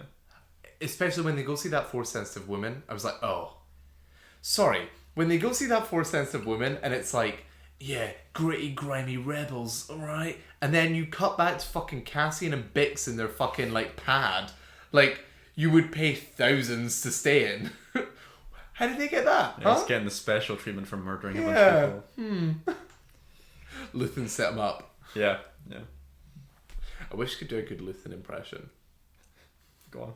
No, I don't. What does he say? I'm not trying it. I'm not trying it. You were talking about Deidre, yeah. Yeah, good performance. I feel like we didn't get to see an awful lot of her. Yeah, I think she's had that role throughout this entire season. I think so too. Oddly, which is why I'm hoping. I think we might get a lot of her at the end here. Also, her and Krennic. The thing I said last week, where I was like, I'm really hopeful that we get to see Mon Mothma made the decision to like go to the rebellion in this arc, so we get to see her in it. Happened. Thank God. Yeah, because I really want to see that, her adjusting to like the actual brutality of a lot of it. Because we just saw a reaction to 2 people getting shot right in front of her, and both times she was like, yeah, because like what else are you gonna be like? I loved, again, you know the way it's gonna, back on Mon Mothma, yeah, but you know the way it's gonna go, you know she's gonna go with Andor. I love the setup of like I'm blanking on his name because he's being played by a different actor. He's playing what is his name? Senator Organa. Bloody hell. He is. I was like, he doesn't look like the guy. He's the guy who, anytime a Star Wars project is up, is playing Senator Organa. Yeah. The one time he doesn't in the best Star Wars project, nuts. This is the oldest that we've seen him though, right? Yeah. So he's never in the originals, is he? Yes, you're right. So get away Kenobi's with doing before it. this. Yeah, so we can get away with being like, yes, this is him when he's a bit older. Yeah. As long as they don't do a project after this and they go like, here he is, back the original guy. I love the whole like Luthen being like sorry, that shot as well was stunning when she's practicing her speech and it cuts to a wide of the Valencia building. We spent so much time at that museum, and I was like, we should have spent so much time at that museum. I know. What a rush day. Yeah.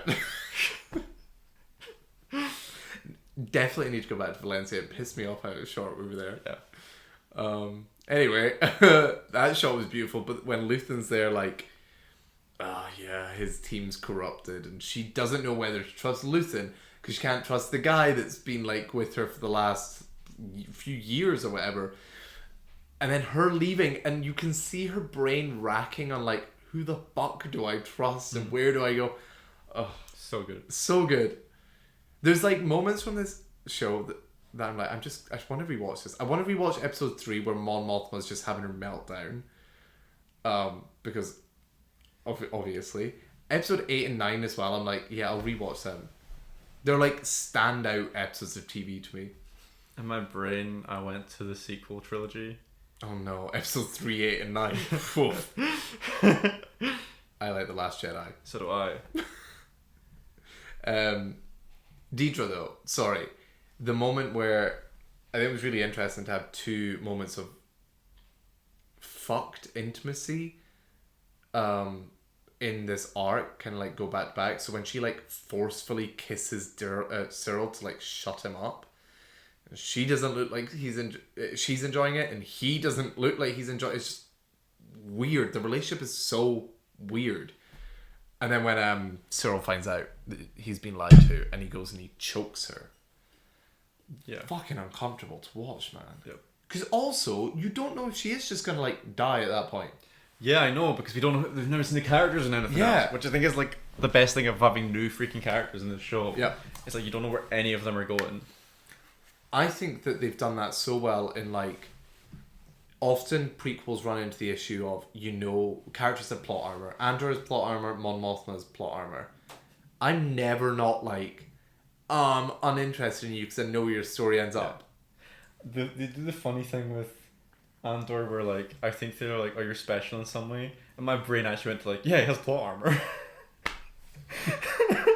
I'm sensing plot armor. Yeah. Brilliant. Yeah, sorry, I didn't have much to say about Deidre. I just thought it was interesting that thing I wanted to bring up. I think she breaks a little. I think when you're seeing her witness the massacre, I think there is part of her that is like, I don't know if I should have done this. Like a specific shot. Just, yeah, they hold on her for a little bit. I mean, you have the ISB, her like boss. I think it's just throughout this arc being like, you're animated. I think that's the word he uses. You look awfully animated, and she like has to compose herself and then make her like so emotionless, because she like a little bits of emotion seep through, and then she gets like choked by Cyril, and then after that, again it's like this ambiguity. I wonder if she's like upset at the fact that Cyril's done that to her, and that she feels like she's like she feels guilty because she's lied to him. Like she truly did love him and she's ruined that. If it's part of like, fuck, I've caused a genocide. Again, I think there's just interest. There was shot specifically, I can't remember where, but like that made me think, oh, she has more going on in her brain than just like, I'm evil. Which is cool. What a show, man. I think I'd heard people say Andor Season 1 was like the best thing Star Wars had done. And like I remember really enjoying it, but not like feeling like the hype as much. Same boat. But I mean, I didn't watch that as that came out. I watched that like a year or two after. Oh fuck, so you did. So but like now that I'm in it, and I think Season 2 has managed to build on Season 1. Yeah. Which is not a fucking easy job. Like actually kudos to like Tony Gilroy. Yeah. Because like, fuck me, that must have been difficult. Yeah. I like as well, I don't know if you've noticed, I think this is right, but like the 3 episode arcs have been directed by like a person. I haven't noticed that. That's smart. A movie. Yeah. Like they're treating it like movies. Yeah. It makes sense. Yeah. Worth talking about recommending things. Well worth people's time to watch this show. Absolutely. Yeah. Even if you've not watched the Star Wars, I would recommend it. It works by itself. Yep. I think that's cool as well. It works totally by itself.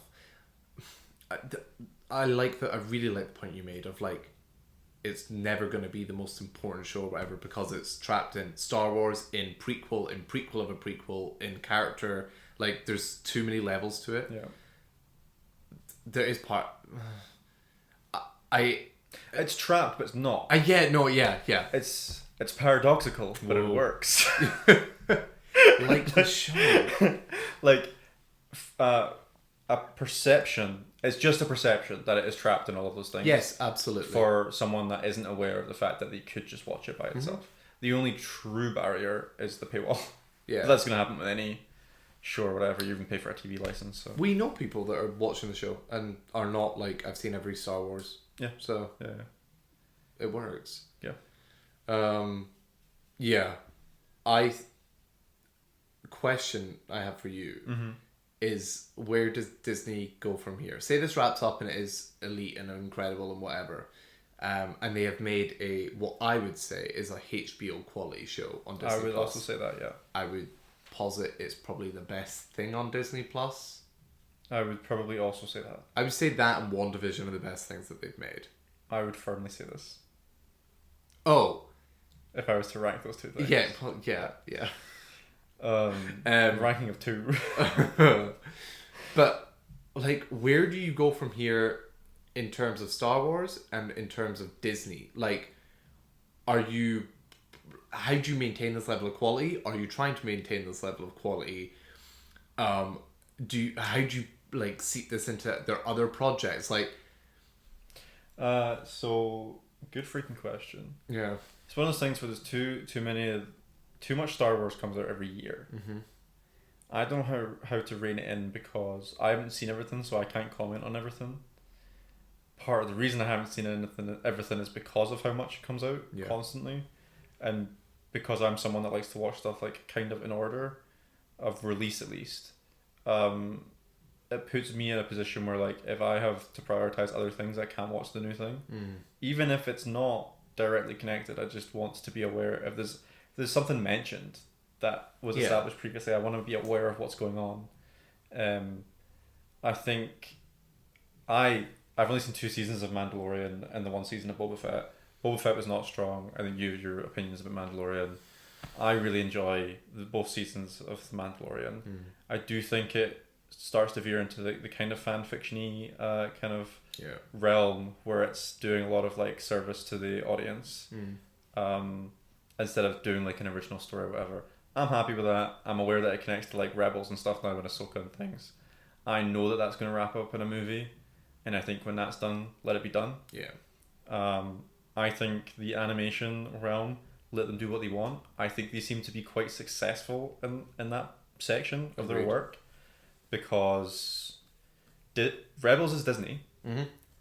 Very good show, even though I've not finished it. Where did you get to in Rebels? Like the start of season 3. Yeah, okay. They've got all like their tales of whatever. Those are all great because they're like little self-contained like stories. Even when they're not like amazing, you're done and you're dusted and you move on. There's like 6 of them a year. They did the last season of Clone Wars, which was really good, or at least that last arc was very good. And then you have like the Andor, like kind of by itself, like it is an outlier. Outside of the kind of like fan servicey stuff, you have the Acolytes, which just got absolutely like boot stomped into the ground because it had a bad reception. I know the show wasn't great, but I do think it was treading new water. And had they maybe got the chance to like write a season after the complaints that they got, the valid complaints that they got, it could have been interesting. So I don't really know. I think scaling back across the board is a good idea in the same way that like Marvel are trying to, and just focusing on each area, but like having a different set of people focus on each area. Have the Mando stuff wrap up, and then just have like not gritty, but I personally like the grit of Star Wars. Things that are more grounded being the freaking theme of this episode of the podcast. Live action stuff, and then fun animation stuff that's well written. Just have two different things that they're working on. You can have a project from each of them a year, which still feels like too much by the time you're like 3-4 years down the line. But it's probably better than what we've got right now. Andor is the only canon live thing this year. Oh, cool. We had the Tales of, again, that is so, it's not insignificant, but like in the larger scheme of how much time people have to watch stuff and whatever, it kind of is like, it's 6 episodes and they range from 5 to like 15 minutes. It's kind of small. I think we're getting a 3rd season of Visions, which is, I've not seen it, but I think it is good. It's awesome. But it's none of it's canon. It's just cool to see animation. None of it's canon. None of it's canon. I feel like there's no point in doing that on a like a streaming service that you have the complete control of. You could decide to make all of that stuff canon. I think they just want to let animation studios let loose and like... But they could do that within... I just think they don't want oversight. That's just... I don't know. I do actually like that about Visions, if I'm being honest. I don't want new Star Wars being produced that's non-canon. Do you know what sucks though? Is that there are a few episodes of Visions that are unbelievable. And then you go, fuck, I wish that was like a real character. So you have a downside to that. And people have that with a lot of Star Wars that does already exist that Disney went, that's no longer canon. Yeah. And like that's a valid feeling when something that you love is pushed away, like after the fact. So like to have to feel that because the company decide like, oh, we're gonna make new stuff that isn't in universe. So like you will get introduced to this story or character that you love, but it's whatever. They're never going to interact with anyone else that you love or like plot lines that you're interested in. I don't know. It's just I don't particularly like that idea. I think out with that, I agree with you. The animation department is doing their own thing, and I think it's great. You've had, as you said, the last season of Clone Wars. Rebels was prior to Disney Plus, but then since they've done the Bad Batch, which was really good for what it was. This is what I think. When Andor is its own thing, and I don't think everything has to be an Andor, in the sense of like grit, kind of what you're saying. I agree, though. I would personally prefer that stuff. Yeah. Maybe that's also symptomatic of the times that we're living in. Like, it's What you nice. What? You want grit? Yeah, or like stuff that wants to engage in political conversation because Star Wars is so politically dense, as opposed to the like zoom zoom lightsaber stuff. Zoom zoom. I think the grit for me comes from like, even though the prequels came out when we were growing up, I think I watched the originals more. Yeah, or I was first, the same. and then like again Doctor Who, growing up with like the gritty version of that show. Like things were grittier in the 2000s. Yeah. Everything's like glossy now. Yes, sorry, I get what you mean as well. So, yeah, what I was going to say was Skeleton Crew, which was their show that came out. I think it didn't make a splash. I think I didn't really see much conversation around that show. I think it's gone unnoticed. Yeah. And not in a way of like, oh, it was good, it's gone unnoticed. I just think it went unnoticed. I don't know what's in that show. So, I don't think that show is bad. I think that's very much, it knows what it is. It had a showrunner. It for all intents and purposes was an Andor, but like it was a story about 4 kids, and it was aimed at kids, and it felt like the Goonies. Like it just was its own thing. And sure, I think that show's like good. I don't think I'd ever go back to that because it wasn't for me. But I actually think the strategy of giving a showrunner thing, letting them have complete control. Tony Gilroy's kind of spoken about. They were like, oh, like how much interaction did you have with Lucasfilm and stuff? And he's like, virtually nothing. Spoke a little bit to like tie it into Rogue One and stuff. That was it. Great. Let people do that. And I honestly think that's what the Acolyte was as well. Yeah.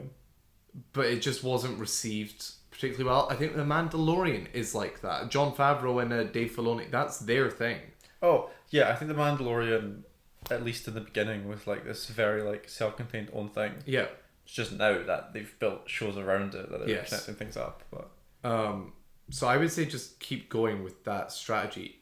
I would like them to go, I know we had the Acolyte, but like further back in time and then further forward. Like get out of the dense middle of this universe that we have. Are they still doing a Rey TV show?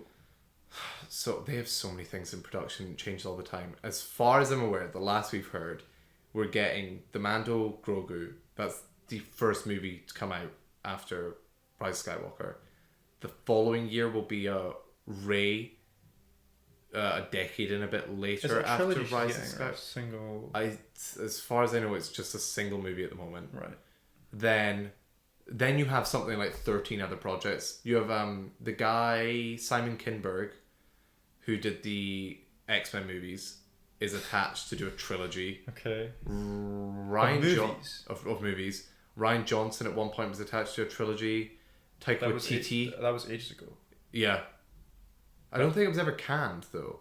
Or maybe it was. Yeah, it was handed to... Oh, it was. It was handed to other people. Benioff and Weiss and the Game of Thrones writers. Yeah, it was. And then after that... And then they stopped. Yeah. Taika Waititi has his movie, which is coming out. Patty Jenkins has her movie, which was canned and then rebrat. Bumping that. And then you have...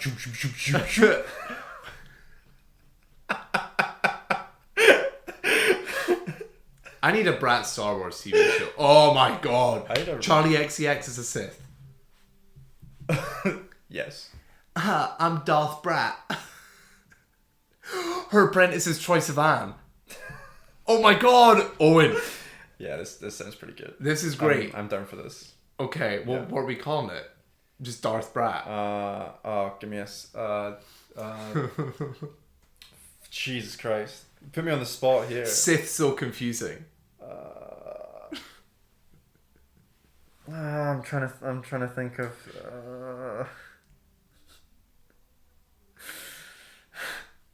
I don't think I can figure this out. I don't think it happens. I'm just trying to slot it into one of the titles that already exists. Revenge of the Brat. Revenge of the Brat. Yeah. Revenge of the Twink.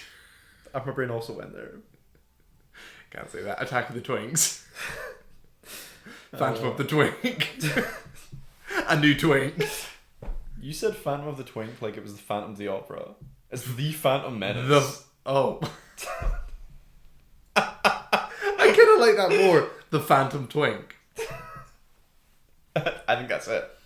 The Phantom Twink. Yeah. Oh, that's good. I have to cut this, don't I? I don't know. Hey, no, I can say twink. Huh.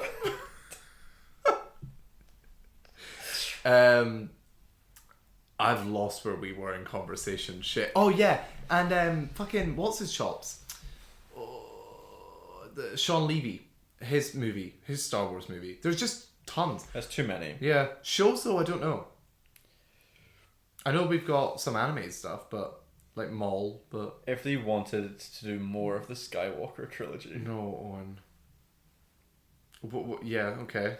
Well, I don't want another one. But like, I think it's such a shame that the original trilogy is sandwiched between like a poorly executed, interesting arc, and then like a trilogy of just like bouncing around, not knowing what it wants to be.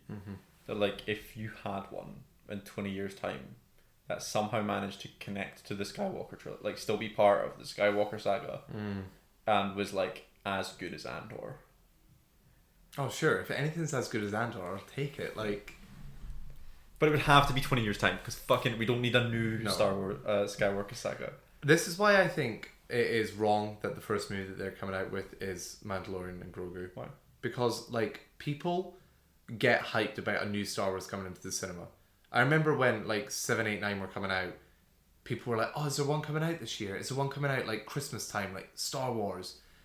If you're starting off with a special feeling back then when the Star Wars movie was coming out. If their first movie, because there has been like a gap, quite a gap actually. If your first movie is the one that you have to have watched 4 seasons of TV to understand, 5 seasons of TV to understand, how many people are going to see that? Also, it's coming out the same month as Doomsday. How fun! That's gonna be fun. Yeah. That doesn't bother me at all because even though it's behind like that paywall and like time wall, I do think it's cool that they've built up to like making a film. Yeah. Okay. I do think it will be a problem for general audiences though. Well, if they don't make it not like self-contained, because obviously like, sorry, they could make it self-contained. You just wouldn't have any knowledge of what happened in the past. You'd just be like, oh, these are the characters we're running with. Yeah. As long as they're not making references to a million things that have already happened, you're good. Fair. Yeah. Well, that was Star Wars chat. Yeah. Andor's You said so that like we were on a Twitch stream. Yeah, chat, that was Star Wars. Thanks for the bits, guys.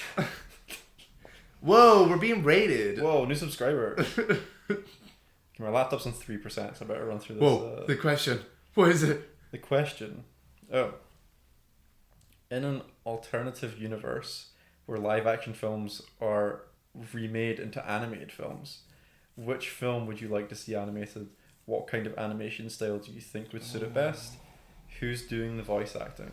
Pretty sure I've seen, I don't know if it's AI generated or people like fucking around like Star Wars as like anime or whatever.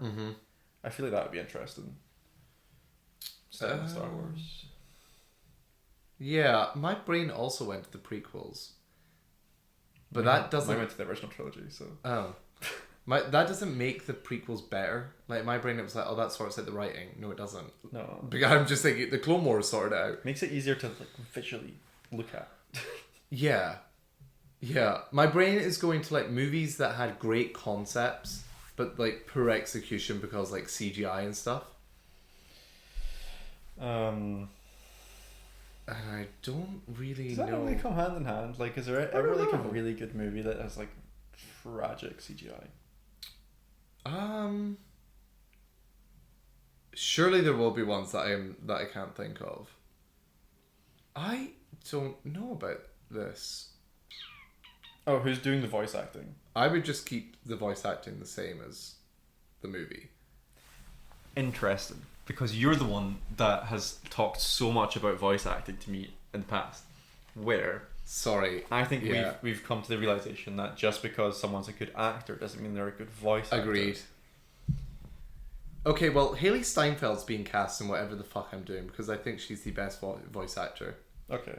Mark Hamill is of course staying as Luke Skywalker. Oh, sorry, you're on Star Wars. Yep.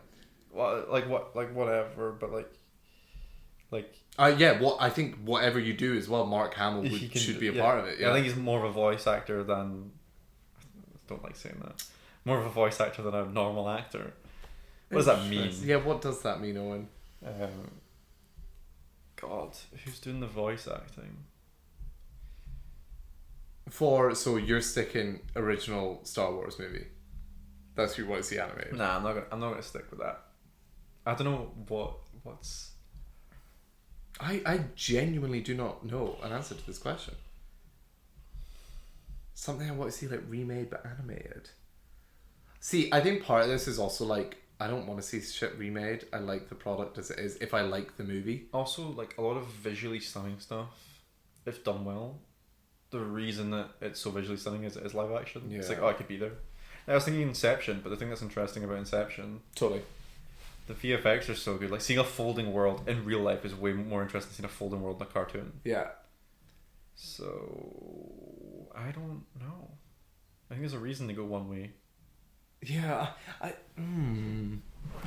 can't. It's easier, yeah, that it goes the other way. You're right, because like people were like, I want to see what this looks like in real life. I don't know. Narnia? Oh, that's great. That's a great idea. Yeah. Yeah. Yeah. Like franchise it wasn't. So like films that are like colourful in some way, I think. Like a Willy Wonka as a cartoon. Oh, that's good. That's really good. Yeah, things that you can make like pop in some way, or you could take liberty in like style. Like Aslan, you could do a lot with as like a cartoon probably. Yeah, totally. Wouldn't rely on like CG, heavy CG.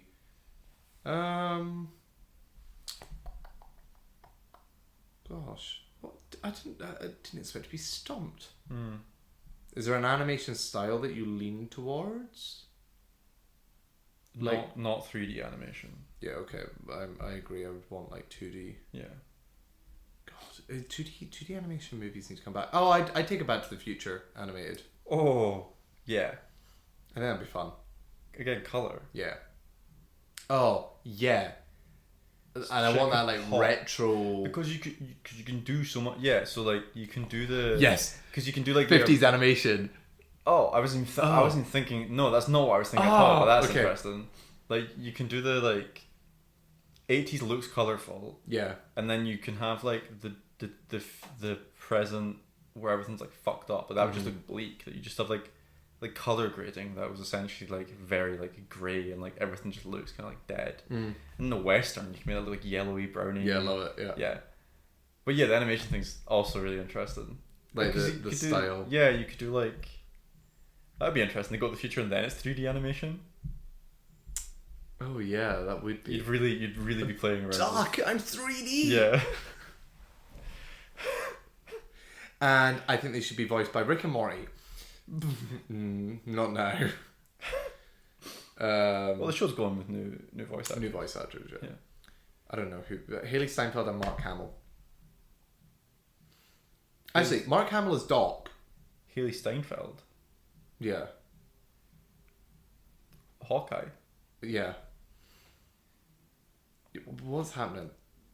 I thought the voice actress you really liked was Agent Carter. Oh, why am I blank? Haley Atwell. Yeah. I like her. Haley Steinfeld is the best voice. Gwen Yeah. is like the most I've ever felt emotion come through an animated character. I think she's spectacular in those movies. So we're doing. And she's in Arcane as well. I've not seen Arcane. I'm in the middle of watching it. So Is she gonna play Marty? yeah. No, I honestly, my brain was like, I don't know. I don't know young male voice actors that well. Well, I mean, we could. If we're doing an adaptation here. Oh, we can make Marty a girl. Yeah. Fucking love that. So what's her name gonna be? Martina. Velma. Velma. I'm Velma, And then honey. it's just Doc. It's just Mark. Velma and Hamill Doc. Great. This is. Hey, anybody want to greenlight this? Yeah. Do we base it in? No, we can't change too much of the film. No, Like, you're do we going base to it say now, no, and then, absolutely not. The future is just Trump. Oh. And with that, thank you so much for watching this episode. No, I cannot end with you saying that. What does she say? Wait. And this is where liberty dies. With the thunderous applause. Thunderous applause. The lines that are said in that Senate. Oof. The girls be eating them up in the Senate. The monster screaming the loudest. The monster we've helped create. And his name is... The monster who will come for us all soon enough is... Anyway, yeah. Join us next week. the finale of Andor. For the finale of Andor. That's so sad. I've enjoyed talking about this show. I know. I mean, it's not like when that ends, we're not going to... I don't think we'll stop talking about the show. God, I thought this was a short episode. How long's the episode? Nearly 2 hours.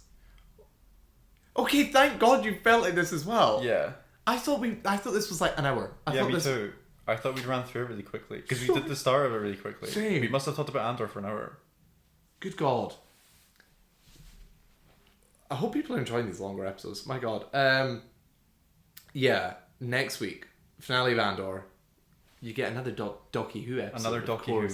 And I have written down Hurry Up Tomorrow, The Weeknd's new movie, which nobody knows anything about, which is really exciting. Which is nice because normally, like, I try and avoid stuff, and you know more about what's going on, like in like film and stuff. Yeah. So it's quite nice. We're going. I mean, you still know more about what's going on with this film. Just nice that I know The Weeknd. Nice that everyone's going and not having a fucking clue of what this film's about. I'm excited. The trailer, which I told you yesterday, I was like forced to see because my phone ran out. It looks really good. Yeah, I don't know if people like that don't go and see films a lot realize, but like you can avoid trailers all you want, but if you like go into the cinema and you get there for like a decent time, like you just end up getting force-fed trailers anyway. And like, if you go as often as we do, it's the same. It's kind of unavoidable as well. Yeah. And then after next week, we're into blockbuster season. Blockbuster season starts. It's interesting that we've had like, I like how we've had little phases of this podcast already. Yeah. Where we had like all of the like highbrow, like Academy films. We've delved into TV for like a good few weeks. Like we had Severance as well, and then we're diving into just like full on blockbuster season. Yeah. This will be exciting. I'm excited, and I think for TV kind of like dries up, at least like a weekly appointment viewing talking stuff. So I think our episodes will kind of just be like one movie, spoiler non spoiler. Cool. There might be some TV shows going on. I can't actually. Off the top of my head, Phineas and Ferb's coming back in June. I wonder if I'll just watch that show from the beginning because like I've obviously like watched that show, but I don't know. I don't know what I've seen. The man who cannot find time to watch other stuff is going to rewatch all of Phineas and Ferb. It's so like you don't have to pay attention to that show. No. To be fair, I don't know when the fuck I've watched that. Yeah, especially 5 seasons. Drive to work now as well, so like. You listen to Phineas and Ferb episodes as a podcast. Yeah. God, this song's really good. You walk into work, guys. Do you know what that little thing on the end of your shoelace is called? You told me last night. That's 580 songs in that show. Guys, 580 songs in Phineas and Ferb. And the best one, Scrolls in My Pants. Fair. Yeah. So join us. Follow us on everywhere. Everywhere. Just Just follow us and listen, guys. Follow on Spotify if you're not. Like, there's a follow button, and that really helps. And we've been popping off on socials. So yeah, our TikToks have been doing very well. There's fun engagement there as well. I like stuff with the comment section. And I love Doctor Who, and we have a lot of Doctor Who fans now. So he's happy. I'm a happy man. Anyway. Bye. Bye.